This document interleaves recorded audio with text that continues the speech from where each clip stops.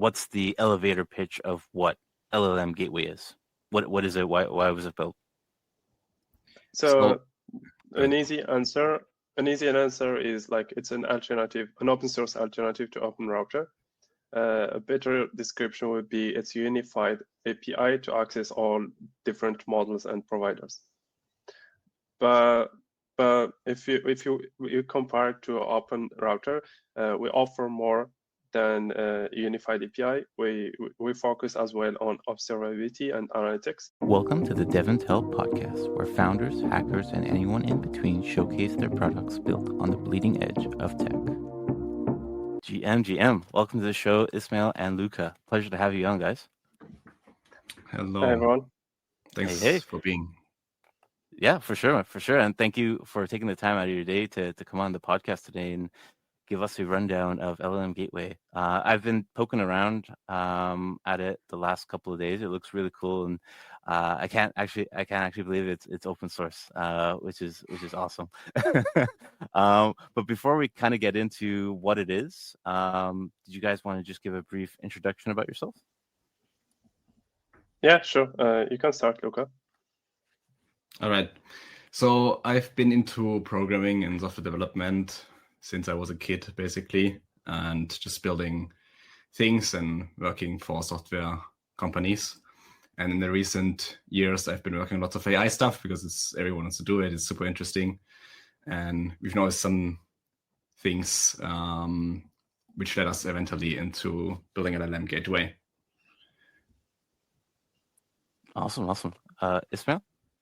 Yeah, on my side, I started initially as a graphic UI UX designer, and then decided to get into web development.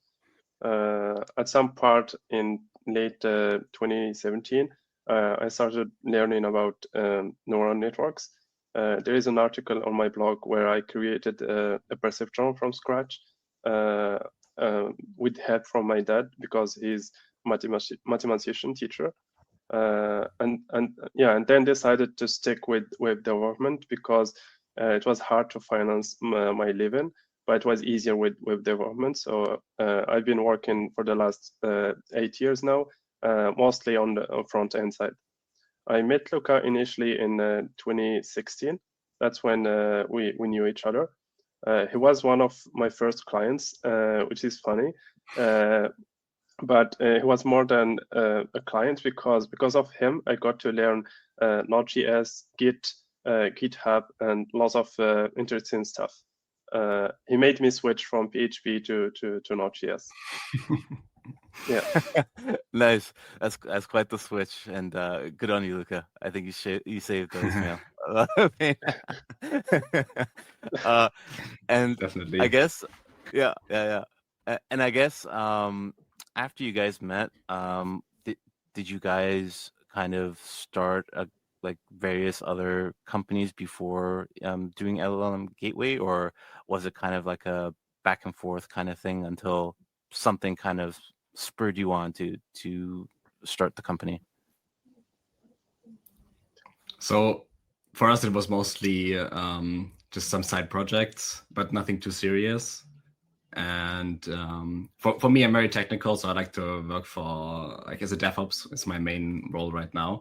So LLM Gateway is still very, very new and more like a side thing for us, but we are kind of working on it right now to transform it into a full-time real company. But yeah. Cool. And I guess, was there any particular thing or reason that kind of inspired you to start the project? It was mainly because we were building applications with AI and just using it on small tools or with Cursor or Cloud Code, and we realized that there were some things which are not optimal when you have a project using AI and you want to support some AI models, either for yourself as an internal tool or for your end users. But you realize very quickly that switching to a different provider, if you also want to offer Anthropic models, it's like they have a different API and you need to adapt it, or you need to use some tools to adapt it, but then you still need to manage API keys instead of billing and so on. And so I think these are the two, at the same time, the two major reasons to use an LLM, to use a gateway, and the reason we built it. And the main reason is that some of these exist already, like Open Router, which is the most popular one. They're very big, but they just have a cloud version and you cannot self-host it, and it's not open source either. So it's a nice product. I use it myself as well, but it's very limited and not much you can do about the fact that it's closed. Kind of funny because it's called Open Router. Yeah, exactly. I was just gonna say, and yeah, I guess this is a good segue. Like, maybe what's the elevator pitch of what LLM Gateway is? What is it? Why was it built? So an easy answer is like it's an open source alternative to Open Router. A better description would be it's a unified API to access all different models and providers. But if you compare it to Open Router, we offer more than a unified API. We focus as well on observability and analytics. So our dashboard looks way better than what Open Router offers, and Luca can give more details on this. Yeah, I think maybe that's for later because there's lots of stuff around this, but yeah, lots of things you can do. Yeah, for sure. And it's really cool that you can actually self-host this. But before we get into that, I guess, Luca, did you want to kind of take us on a tour of LLM Gateway? Sure. Yeah. I will share my screen and give a quick overview of it. One sec. Sure thing. And for folks watching us live, if you have any questions for the team here, please drop them in the comments section and we will bring them up as we go along. All right. So you can basically go to llmgateway.io. And I'm doing it self-hosted now. So you can also just clone it to your machine if you prefer to host it yourself. And let me just refresh this. So the first time you will see this thing where you sign up, which helps you get started to create an API key. So you can create your API key here. And in the cloud version, when you do it on the production domain, then in order to get started, you will have to buy some credits because obviously we will have the AI costs if you will use it. And we will also have a pro plan, which comes with some features. I can share that later. But basically, that's already it. And you will see nothing is going on here now. But with this API key, you can go to your console, or you can go to whatever app you already have, and you paste this API key. And in your app, you would also change the base URL to api.llmgateway.io. This is all in the docs in self-hosting. So this is just a local URL because it is running locally on my machine right now.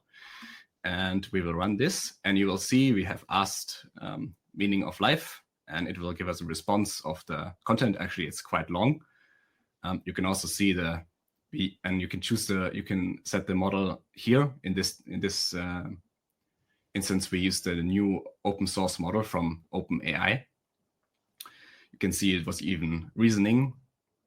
And when we go back to the dashboard and refresh here, you see that you have now the log, and you can see how much this call cost you, how many tokens it was, and we can even have all the details into how many tokens it was, the cost, and so forth, some metadata, and basically also the context. You can also choose to not lock the actual content in case you cannot do it for legal reasons if you don't want to lock the user's content. But this is very useful if it's your own app and you want to debug which like something went wrong, or if the responses make sense to evaluate if you can maybe improve your prompt.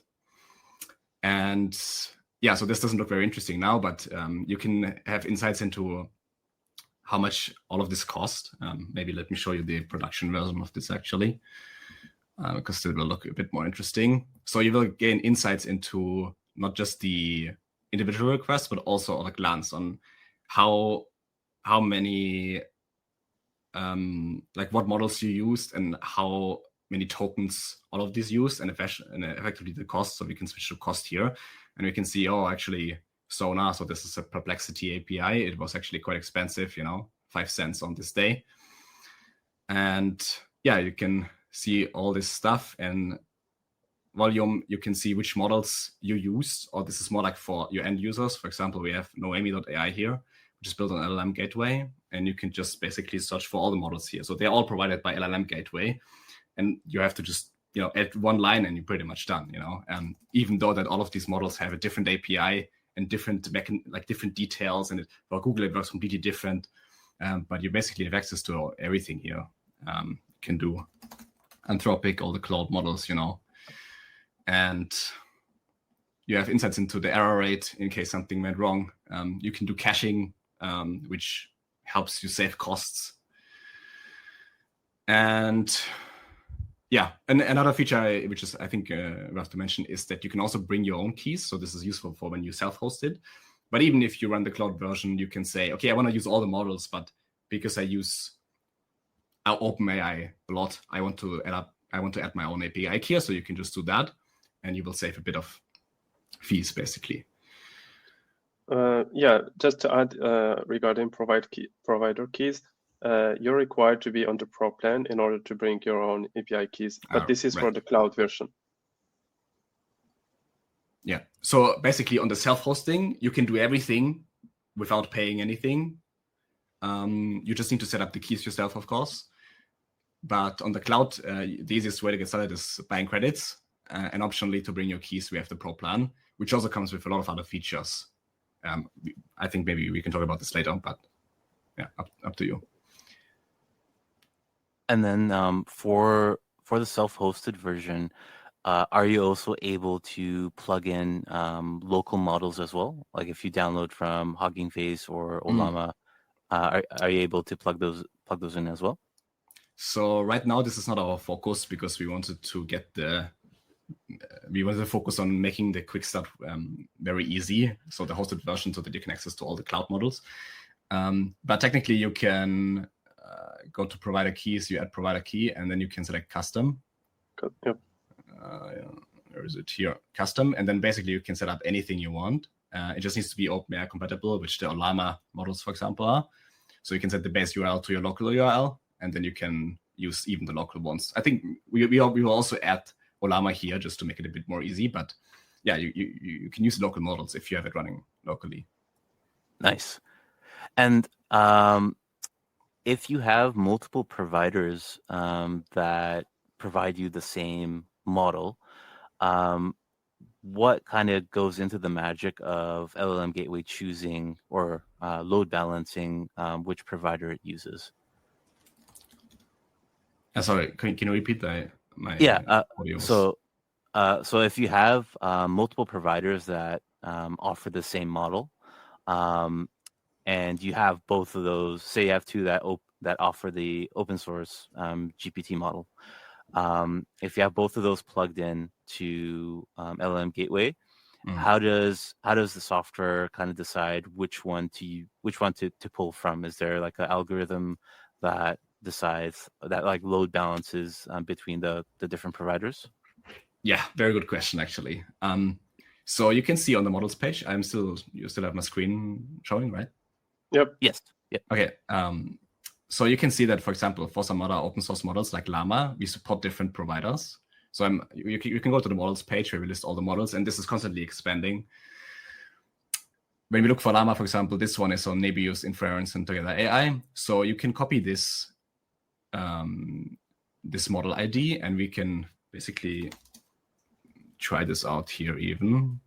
And let's say we want to use this one, and then, okay, this one doesn't support reasoning, so we have to remove that. I really hope it works. But anyway, you can use this, and what our algorithm does is that it uses the cheapest model available. The cheapest provider available, which means that you basically get the best price. So you can see that this is priced very differently, and we use the average of input-output price for now. I think there's like lots to do later because you can kind of like check even like for like a small payload, input payload, it would be maybe better to use a different provider which has very low input price on this model, for example. So yeah, right now, if you choose this premium model, we just choose the cheapest one for you. There's lots more coming in terms of that we also monitor the service in case one is down, so it will fall back to the other, which is better than, in a more expensive price is better than having none at all. But this will be all customizable, but this is also something we still need to think more about and work on. Awesome. Yeah, this looks fantastic. Sorry if I interrupted. I think you wanted to go through the GitHub repo, perhaps.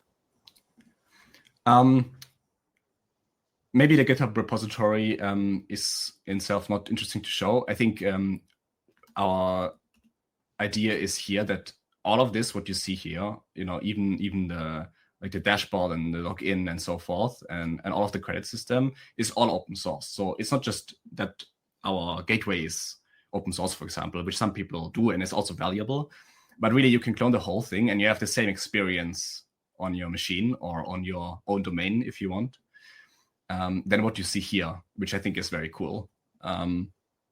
And so all of this is in the GitHub repository. I will not show the details here because I don't think it's interesting, but it's all there. And I think the docs are worth to mention that you can go to self-host and you can run this single, like this is just one line, you copy paste it, and you can run it locally, and you can just add your keys if you want. And yeah, and then you have also more advanced getting started sections where you can run it on a server with Docker Compose, for example, because you would want to have your database. We use Postgres, so you would have that separate, of course, in a separate container, and you can set all the environment variables with your keys and stuff, and then you point your domain to it, and it's pretty much done. Also, something we are expanding continuously to have some more examples on how to get started with a specific provider, or like on a VPS or on I don't know, whatever the cloud platforms are called.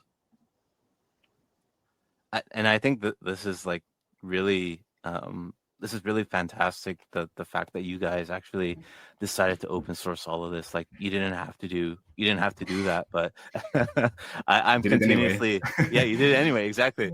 I'm continuously impressed by the open source AI community, and just like the sheer willingness to kind of bring that to somewhat parody of like the closed consumer model versions of things like models and apps and services like LLM Gateway. I guess will, like, if people do want to self-host, like you showed, all it took was like a simple Docker command, but in terms of like resourcing, like how much do you think it would cost for a person to host this on a cloud instance? I mean, if you do it on a VPS, which is always the cheapest way to host things, you can basically spend, I don't know, $3 or maybe $5 a month for a simple VPS, which has like 1 gigabyte of RAM or something, and it will totally work fine. It doesn't need much resources, especially if you don't have much traffic on it. So I think really the cheapest way is you buy a $3 VPS, you install it there, and you're good. There are some other services which host it for you. So then you can it also creates a database for you, which has backups and so on, but this will be more expensive. I'm not sure about how much. I mean, it's still cheaper than a cup of coffee, so that's pretty good. Yeah, and one thing I want to also mention, I'm not sure, can you still see my screen? Yeah, we can. Yeah. Okay. So I just want to mention this because I kind of forgot about it before. Is if you self-host it or if you use the cloud version, doesn't matter.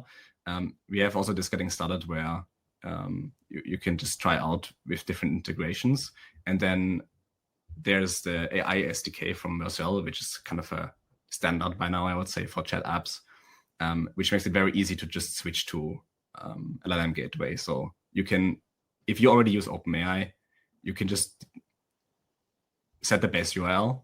Maybe I can zoom in here actually. You just set the base URL and you make your account and you provide LLM Gateway API key, and then it's done. And then now all of a sudden you can use any model you want. And it also works for this one and Python and yeah, but we also have our own Vercel AI SDK provider, which is also open source. So you could use that as well. We'll be adding it to the docs after this podcast. Yeah, so you can also use the LLM Gateway AI SDK provider and use the AI NPM module to just use it, and you can use any model you want with one integration. Right on. So it's just a matter of grabbing an API key and switching some configs, and you're up and running. That's pretty much it now. Excellent. And you get all the observability with it, which I think is cool. Yeah. And we support all the common features like tool calls, reasoning. Yeah. Do you guys think you'll ever expand to more basically beyond text-to-text models, like maybe text-to-image or image-to-text? Do you see that in the horizon, or you think just sticking to text-to-text, that niche is the way to go? Definitely, we will support it eventually. That is the plan, for me at least. It's just a matter of managing the workload we already have. Yeah, fair enough. We can actually talk briefly about the roadmap, both short-term and long-term. For the short-term, we're currently working on revamping the playground. So we do have a chat playground, which we use and we recommend people to use to test out the gateway instantly. So we're working on a V2, which will be using the new Vercel AI SDK version 5 with probably AI elements from Vercel. We'll be adding dynamic pricing for providers' models, which price depending on context size. The failover feature that Luca briefly talked about. So if there is an error with the specific model or provider, we will fall back to the same model in a different provider. We will be offering some models free of charge by collaborating with specific providers. OpenRouter already does this with some providers. And we're currently really working on providing guidelines, tutorials, how to self-host the gateway, and how to use it with the Vercel AI SDK, with Cursor, etc. For the long term, we're working on more observability, like public statistics, private insights for fine-grained querying, filtering, and segmenting traces. We're also working on smart routing. So if you're a heavy user, like power user, we'll use your data to train our algorithm to decide which provider and model fits your use case. Yeah. And the last thing I want to talk about regarding the long-term roadmap is if we secure a good amount of funding in the long term, we will have our own servers and infra to deploy all these open source models like Kimiki 2 and DeepSeek. And we'll be offering ourselves as a provider alongside the others. And we will always fall back to our providers in case the other ones fail over. Awesome. Sounds like you got quite the roadmap there. And yeah, like all of that sounds really amazing. And I guess for the developers that are watching today, since the project is open source, is there a open issues or is there a list of issues that people can help out with today if they're interested in contributing to the project? Or how would you recommend people get into that? Yeah, so we have some people who added some features already. So I think the best way, I mean, if there's someone actually interested, there's always best to open an issue first, and then we can kind of agree that it makes sense. But there's also some issues with the help wanted tag, which people can look into and which would be highly appreciated to implement or fix those. But yeah, we are very open to adding new features, especially because we think that there's still lots to be added. So opening an issue and then opening pull request we'll probably get your PR merged if anyone's interested. So we're very open. Sweet. For that. Awesome. And yeah, we will list the repo in the description below.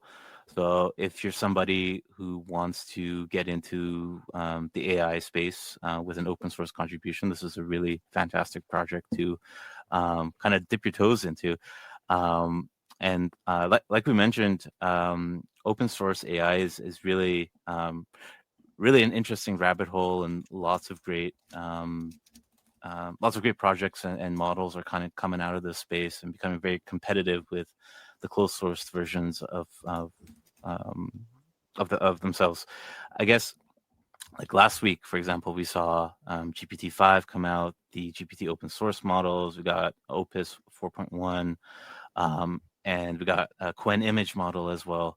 I guess with all that, after the dust has settled a bit, like, what are your guys' thoughts on all the models that kind of came out last week, and the open source model landscape in general?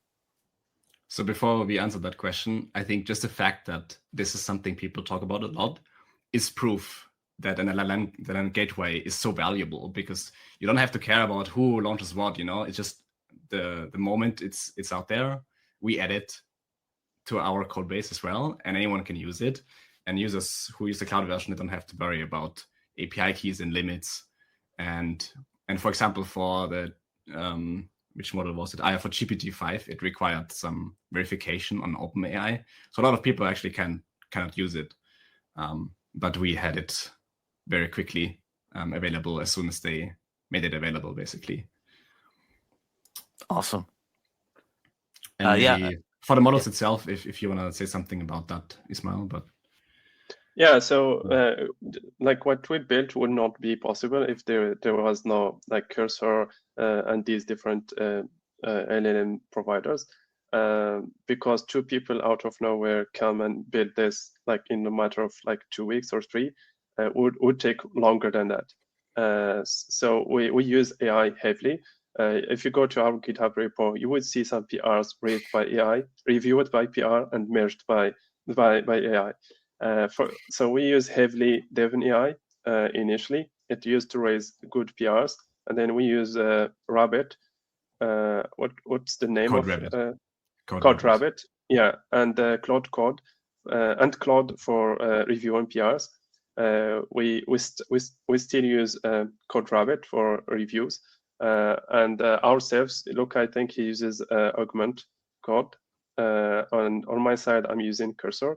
But Luca recently switched also to Claude Code, and we use ChatGPT for marketing strategy, growth hacking, etc. So we use like AI heavily, but in a smart way, so that we are still reviewing the generated code or generated the strategies that it tells us, and it's good that OpenAI finally decided to stand for its name and came up with these open weight models. Personally, I've been using Claude on Cursor. I switched to GPT-5 when it came out, but it didn't impress me, so I reverted back to Claude. Yeah, and look, I don't know which model are you using. I do want to give a shout out to Claude Code. So I don't mean the model itself, which is also the best one, I think, for coding still, but the Claude Code CLI. So if anyone has never tried, I think really it's the best one for me, because it's so customizable and it's just so smart. I feel like for me, it was way better than what Cursor does these days. So Claude Code, which comes with the Claude models, basically, really good tool. I use this a lot for LLM Gateway as well. So this is actually nice. If you use other tools such as Cursor, you could also try all the Chinese models, for example. And with LLM Gateway, it's so easy to switch. And then if it doesn't work out, you just switch back. Yeah, exactly. And you guys touched on it. But yeah, I still think there isn't like a one model fits all model yet, or I don't know if there will ever be. But it seems like there's like models that fit particular niches very well. Like Claude is, I think, still the king of like the coding side. GPT is very good for like writing and like the marketing and SEO optimization, all that. And yeah, I think personally, I believe that trend is going to kind of continue. And unless Grok kind of blows everything away, but we're still kind of waiting on the open source version of that. But yeah, it's a very, very interesting time to be alive, to say the least. Yeah, and I forgot to mention V0. So we used V0 initially heavily to generate all the user interfaces on LLM Gateway. So shout out to the team behind V0 for it's the best out there for building like user interfaces. It's on my bucket list of things to play with. But yeah, definitely they're bringing a lot of good things to the table as well. And I guess as we're closing to time, what's the best way for people to keep tabs on all the latest ongoings with LLM Gateway? Is there a Discord people can join? Is there a X handle or something people can follow? Yeah, we have Twitter, X. We post almost all updates there, I think. So that's probably the best way. For more in-depth conversations or to be notified, you can join the Discord and also ask questions. We help everyone who needs some help getting started, or if you discover a bug, happy to fix it. And we have a changelog on our website in case you just want to have a look on what we published recently. And there's also lots of stuff coming for next week. Very interesting features around observability. You can have like fine-grained insights into how your users use your own apps and like how the cost, how the cost spreads to different users, or which users which use model and so forth. So lots of upcoming announcements there. So definitely worth to join. Excellent. Follow. Yeah. Excellent. Yeah. There you go, gang. Definitely give LLM Gateway a follow on X. It should be linked in the description below. So, and with that, Luca, Ismail, thank you so much for coming on the podcast today. I do wanna. Sorry, I do want to mention one more thing. So the easiest way to get started is to go to llmgateway.io. And you just make an account and buy $5, $10 worth of credits. Just try it out. If you don't want to pay, you can run Docker on your local machine for free. You put your own API keys. You can run it locally and try it out. And we do have a pro plan for which we have a code, which is DevNTell. If you can, Ismail, if you can put it in the chat, please. Yep. Which gives you lifetime 50% off of our pro plan, which, as I said, will have lots of features that we will not have in the free version with just the credits. So in the free version, you have access to all the credits, all the models. All the providers, all the models. But in the pro plan, we plan to offer all these advanced observability, which not everyone may need, but if you do need it, there's a lot of stuff you can do. And you will have 50% off lifetime, even if we bump the pricing for new customers. Wow, that's so awesome. Well, there you go, gang. And how long can people use that promo code for, or how long is it good for? Like, do they have to use it in 2 weeks? All right. Next 2 weeks. Yeah. There you go. What else? Like only on DevNTell. There you go. Yeah. And I'd like to thank Kim for reaching out on Twitter. It was the guy who part of Developer DAO who suggested that we come to the podcast and talk about LLM Gateway. Appreciate all the support, and shout out to our first customer who bought credits, Kino. He's based in Morocco as well. And to Montek, who's our overpowered user. If you go to his Twitter account, follow him. He's building an open source chat playground to support multi-model, multi-provider. Awesome. Do we have the link to that? Yep. Yeah, we'll share all these goodies, and yeah, and yeah, there you go. What an action-packed episode. Thank you again so much, guys. Really appreciate you taking the time out of your day.